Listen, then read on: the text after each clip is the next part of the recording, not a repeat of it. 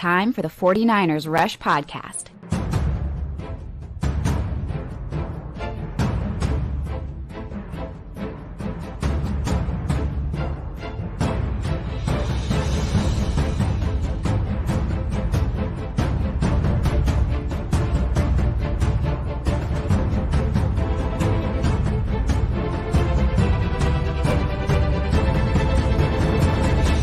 And here's your host, John Chapman. All right, faithful. I am finally back in the mothership, and you can tell my voice is a little bit gone just from screaming so much of the game, couple things I want to get to, and I'm excited to do this show. One, long plane ride back from Chicago, but man, there's just so much stuff we got to dive into as far as, one, what are the issues? Two, how do you respond to the issues, which is really what I want to focus on this episode.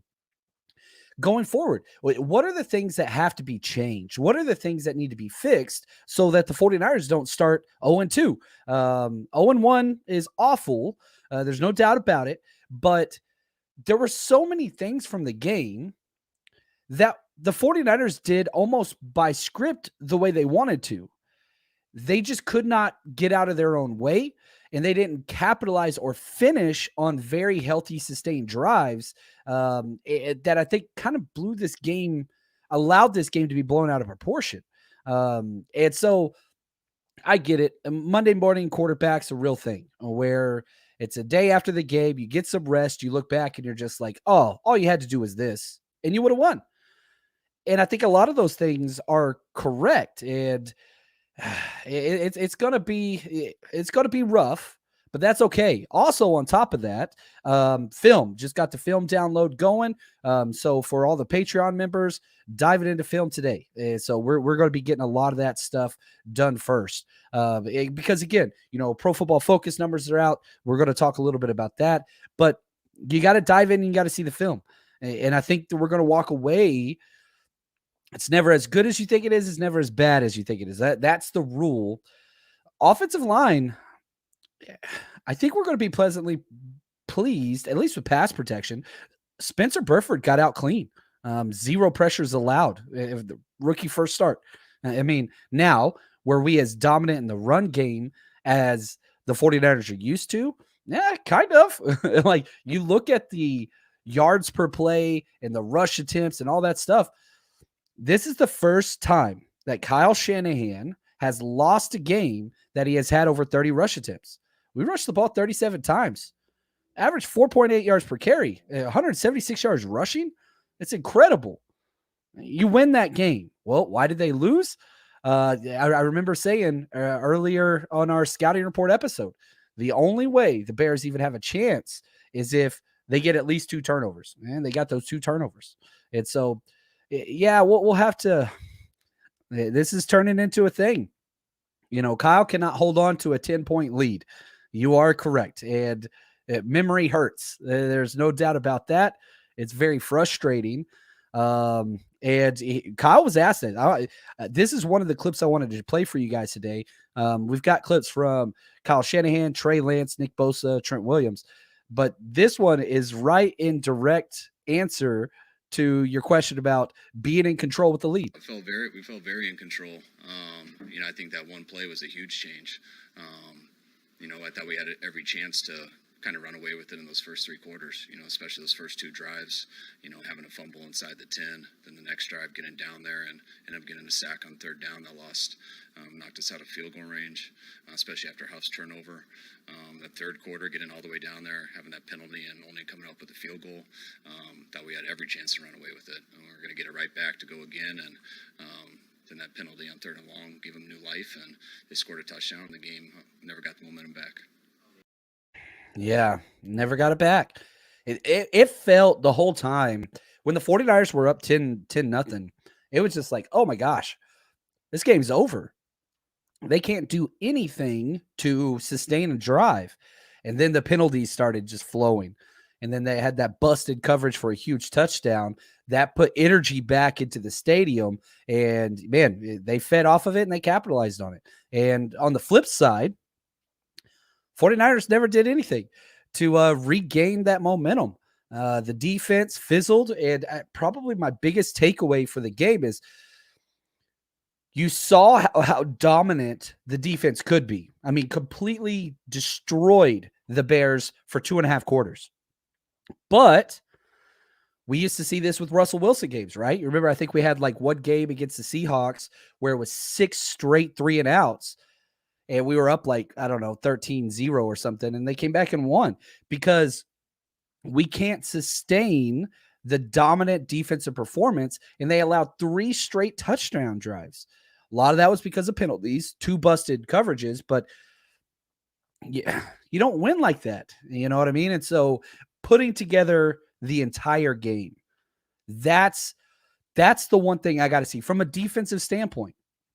Trey Lance did not allow the Chicago Bears to score 3 straight touchdown drives. He wasn't out there for those. You could talk about, okay, the interception for sure. That plays a giant role.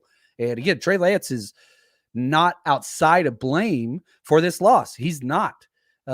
However, I don't think the answer, if you switch quarterbacks or anything like that, doesn't win that game. That's not how it works. Trey Lance, what he did with his feet, it was pretty damn impressive, actually. But he's got to do it through the air. You know, Trey Lance had 13 rushes for 54 yards, which that's a ridiculous amount. Now, one of the things that I did think was interesting, if you look at the rushing, right? I mean, he forced 3 missed tackles. He had a 13-yard run, which was awesome. He got 6 rushing first downs. Trey Lance rushed for 6 first downs. I don't want him running that much. I do not want him running that much at all. You know, it was interesting. Shanahan was asked, like, man, it seemed like Trey took a lot of hits. He had the dirtiest uniform out there. Here's Kyle's real quick response. I mean, we'll watch the tape. I'll ask him how he felt, but it was that type of game. I think we're going to have a lot of these types of games. One of the things that scares me is I'm glad we got Jimmy Garoppolo if we're going to allow this guy to run that damn much. And so if we're going to do that, then he's going to take those hits. He's a tough kid. He's a tough kid. I thought the best play of the game that he had was on a scramble when it was 3rd and 13 and he scrambled for a first down. And he had to. It was clutch time. Like, he had to take those hits. Oh, what's up, Devin? He says, long day yesterday, John. Glad to see you again, brother. Yeah, Devin, your brother, man, the Gatton brothers put together an awesome tailgate. Man, we had a blast in Chicago. And the 49ers faithful, they showed out. Now, the game didn't go the way we wanted it to, but it still was incredible. Got to hang with here's what's crazy. I was looking back at all the people that came out to the party, which we'll have some pictures and we'll put those up. But we had people fly out from 5 different countries come to our parties, which was just incredible to me. I had some fun hanging out with the Canadians last night, went to a cool jazz bar. That was always a good time. But, man, just seeing everybody out there, lots of people came out. Croc came out. Vish came out. That was cool. Wayne Breezy, of course, Mose. I mean, just, man, so many awesome people and just stories that you get to build whenever you go to these events. And, you know, if you haven't made it to one of our Rush road trips, you really gotta go check it out, guys. It's definitely worth it. You build experience, you build community. And, you know, shoot, our next trip's in Denver, 49ersrushroadtrip.com. Navarro Bowman, baby, at the Tivoli Brewing Tap House. Going to be incredible. I loved Navarro Bowman so much. So anyway, you want to autograph, you want to hang out with that dude, party, and it's just going to be such a good time. Now, let's talk about, yeah, I'm with you right here, Aaron. Yeah, Mondays are different. They are different. There's no doubt about it. And I think probably the biggest loss, Elijah Mitchell being out for 2 months. Hopefully Kyle doesn't run Trey too much. Well, a couple things that we do know. Trey's going to keep running. He's not going to stop running. Now, I don't think they'll have to run the ball near as much because the weather did play a factor. There's no doubt about it. I wish it didn't, but yeah, with Elijah Mitchell out, it hurts. It really does hurt. But I don't think that you really, here, I'm going to let Debo talk about this. What it was like playing in the rain and the issues that caused.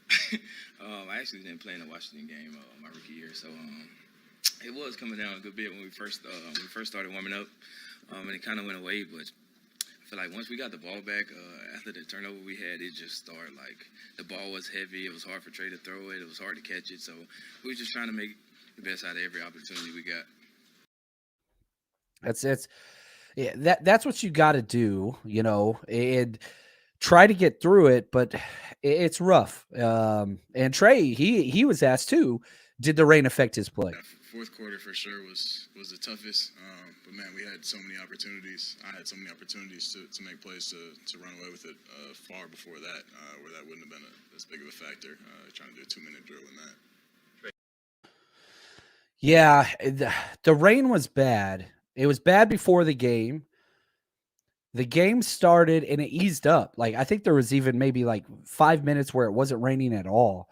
And then it was so weird. As soon as they scored that last touchdown, boom, buckets, just buckets, man. I mean, it was unbelievable. My phone still isn't working. So if people are texting me, I'm just letting you know my phone got so wet.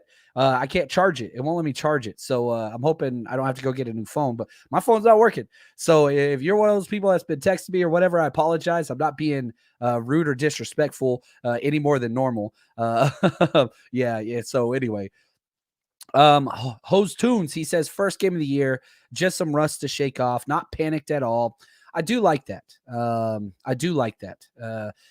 Where are people staying in Atlanta? That's a good question, Jesse. I haven't set up the hotel. I don't think we're going to do a hotel stay there for Atlanta, but man, I'm going to be around Buckhead. That's usually where I stay. Downtown or Buckhead area. That's usually where what I say.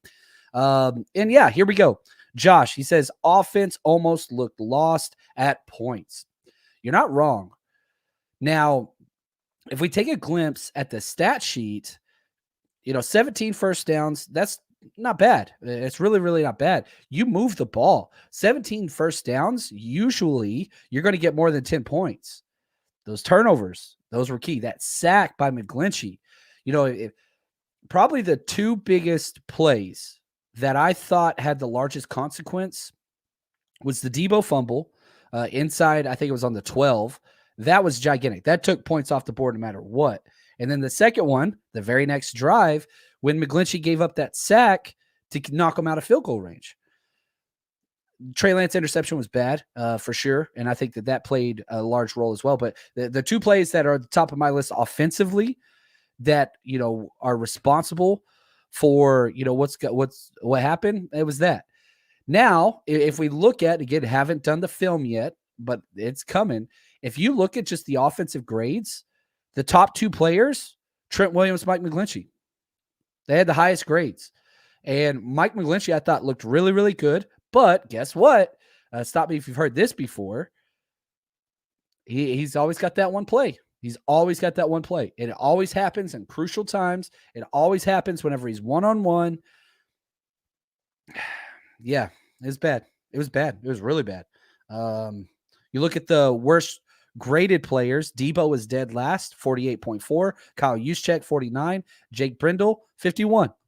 So those are your bottom offensive players. Now, if we switch it over to the defensive side, Talanoa Hufanga. Oh my gosh. This whole episode probably should have just talked about Hufanga because that's just how incredible he was.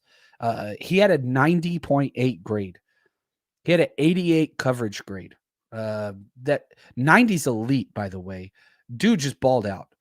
He had 8 tackles. He did have one missed tackle. 6 solo stops. 6 solo run stops. Nobody else on the team. Greenlaw had 5. We'll talk about Greenlaw on the flip side. But outside of them, nobody else had more than 2. Bosa had 6. Sorry. So solo run stops. Hufanga 6. Bosa 6. Greenlaw 5. And then everybody else, 1 or 2. But coverage-wise, holy cow. That's the thing, right? Everybody was like knocking Hufanga for his coverage skills, and he's going to have some issues. There's no doubt about it. He allowed 1 catch on 3 targets for 3 yards, plus an interception, plus a pass breakup. He allowed a 2.8 quarterback rating. 2.8. and played everywhere. You look at just where he lined up. He had 21 snaps at free safety. He had 30 snaps as the strong safety, 5 in the slot. I mean, gosh, man, he was unbelievable. He was unbelievable. He was so damn good. So again, if you're one of those people that like, all right, we got to figure out something with positives or whatever.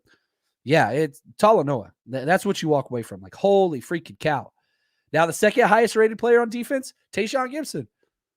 Dude, we just elevated from the practice squad, got him off the street, played against his old team. Now, you look at defensively, okay, the biggest plays of the game. One, okay, we'll do a positive and negative. Positive play. Biggest positive play was the Nick Bosa sack and also the Talanoa Hufanga interception. Those two were gigantic.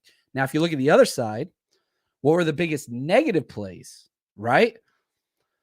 I could probably list 7, and it's really only 7. There was no sustained success or drives by the Bears at all. It wasn't. It was just trash. But if you look at like the most costly plays defensively, the blown coverage, which I gotta watch. I want to figure out what happened there. The Dante Pettis touchdown, that was huge. You had the penalties, Dre Greenlaw, penalties.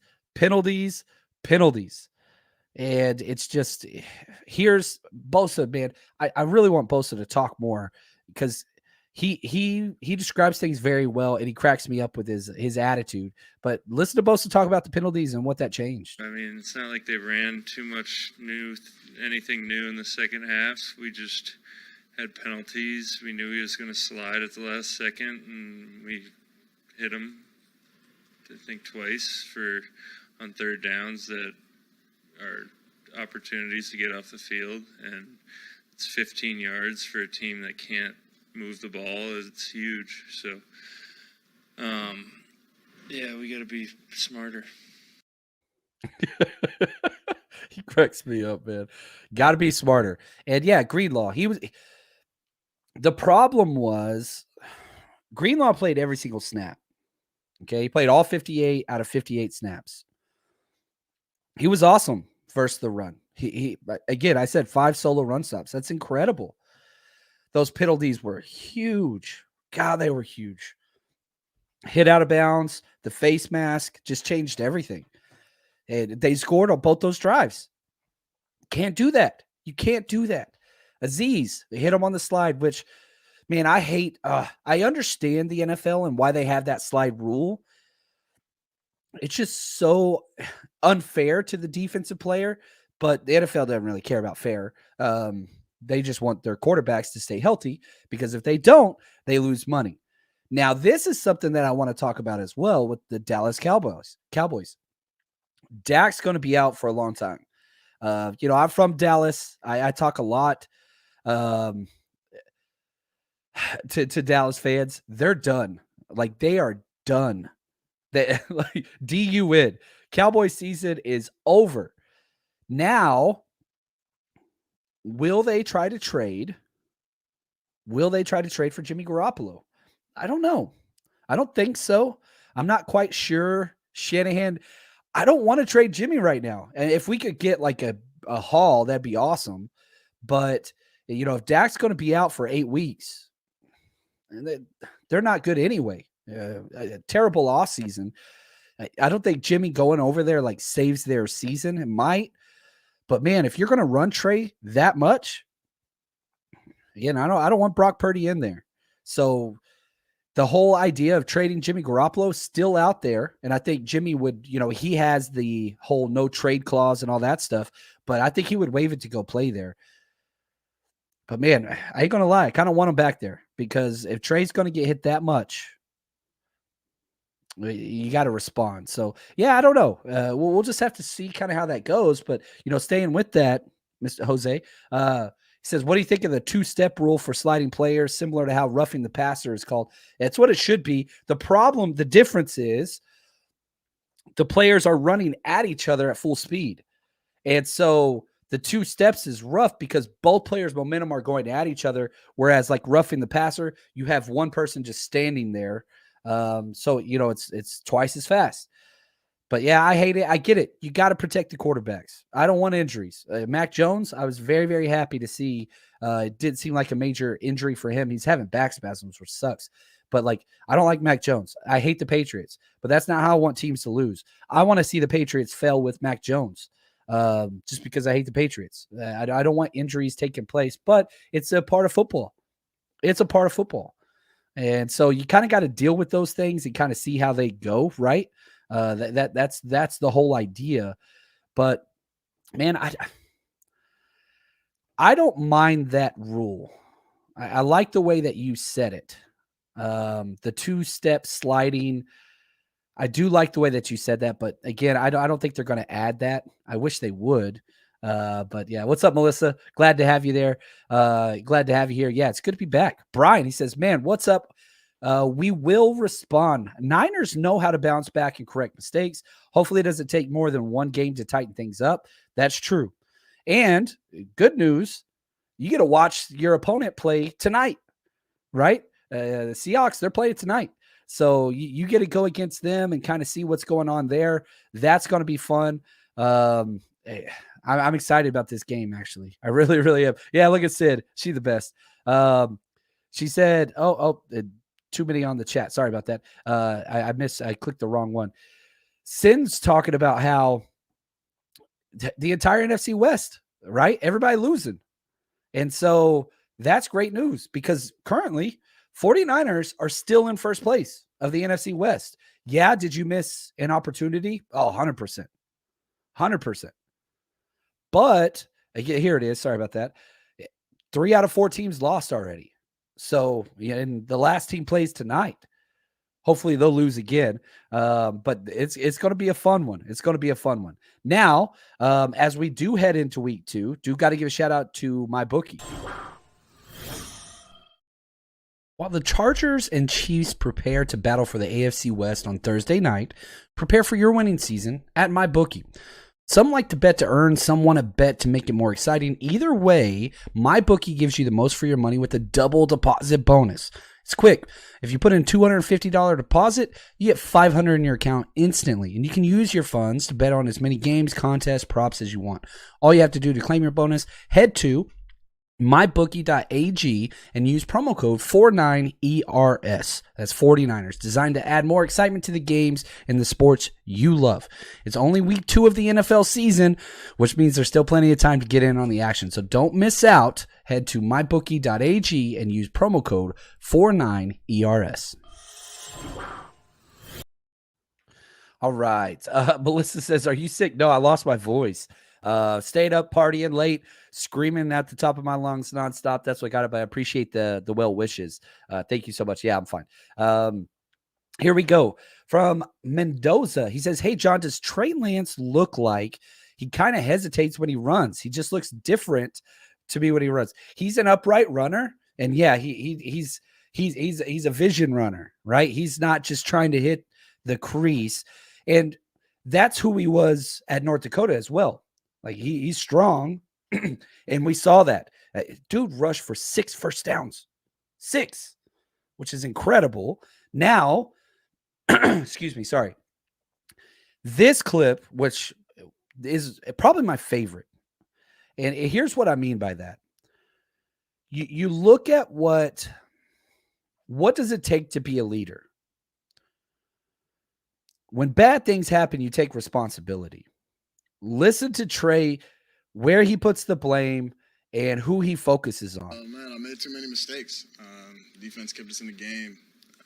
Had a big miss to Tyler Croft in the end zone. Tried to throw a perfect ball. She just put it right on him, man. He was wide open. Turned the ball over. Took a sack. That knocked us out of field goal range that I shouldn't have. Missed Debo on the 3rd down. It's another 3rd down to Juwan. Just too many mistakes. A lot of stuff to clean up for sure for me. But man, excited. Still got my head up. Excited to get ready to go next week. Yeah, he puts it all on himself repeatedly. And I love that he remembers all the plays. I remember, it was Hard Knocks, like way back when it was Tampa Bay and Jameis Winston, right? And he's having a meeting with Dirk Cutter, who was the head coach at the time. And Jameis goes, you know what, coach, I'm not going to lie. Sometimes I don't know what down and distance it is. He's like, yeah, sometimes I just don't pay attention to those things. I just want to play. And it was just like, what the hell? Or you watch Dak Prescott after we beat them last year, right? Would you change anything? He says, nope, wouldn't change anything. We did it right. Refs didn't have the ball right, whatever. And it was just like, people aren't taking responsibility, right?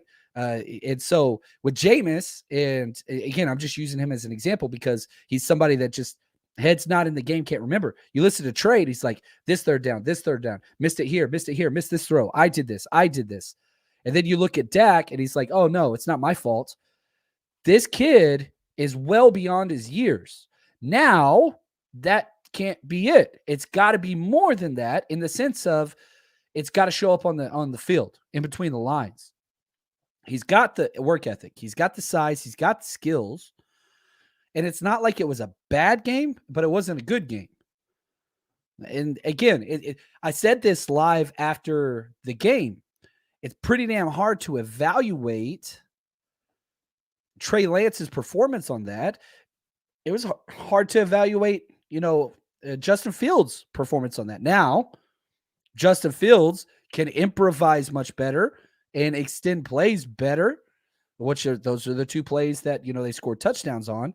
But he had a terrible game. He had like 6 yards passing all the way up to the third quarter. Like, it just goes to show you, if you get those huge plays, he talked about the overthrow to Tyler Kroft, which was gigantic, perfect scheme, all those things, just overthrew him. If you hit that, does it change it? Right. And again, you can look at this with the whole episodes. How will the 49ers respond? You can put your finger on what the issues are. It's consistency. It's discipline. You got to knock off all those freaking penalties, 12 penalties for 99 yards. You can point at those penalties. Don't do that. This is why it happened. Don't do that again. You can look at the fumble, right, by Debo. You can look at the missed throws. You can look at those things and say, okay, this is it. So the 49ers know who they are.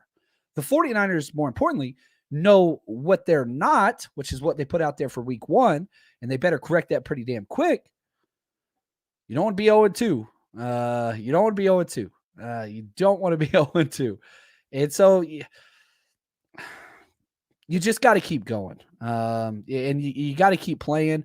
And the whole idea was this. And again, I'm let Trent Williams speak right here because he's awesome. He played incredible.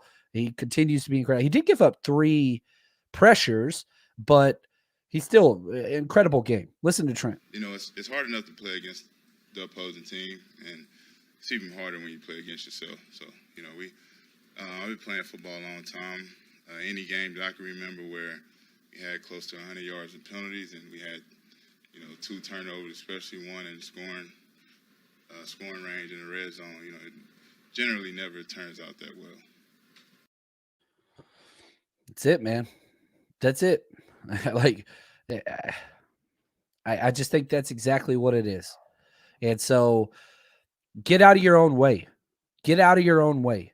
Be in control with what's out there. And 49ers are fine. They're just fine. Not concerned long-term at all, but you got to change some things. Now, what I'm most excited about is film. Oh, man. Right after this, I'm going to dive in film. So if you haven't yet, man, head over to Patreon. It's the best way to support the show. We go through the coaches tape, the all 22 coaches tape, every offensive play, defensive play, and special teams play. So much content coming out over there on Patreon. So go to patreon.com/49ers Rush Podcast. I'll have the first half of the offense broken down today. I'll get that up on there, and we'll just keep grinding throughout this week. So really excited about that. And it's going to be a good week. And here's the best news. We had to wait 7 months for the 49ers to play again. Now, we only got to wait 6 days. We got 6 days. We get to play next Sunday, which I'm super excited about. And hopefully you guys are too. Appreciate everybody. Thank you so much, everybody that showed up. Man, you guys are awesome. I know there's a lot more questions and comments in there, but I got to get to this film. Got to get that started. So hang in there. And until next time, stay strong, faithful.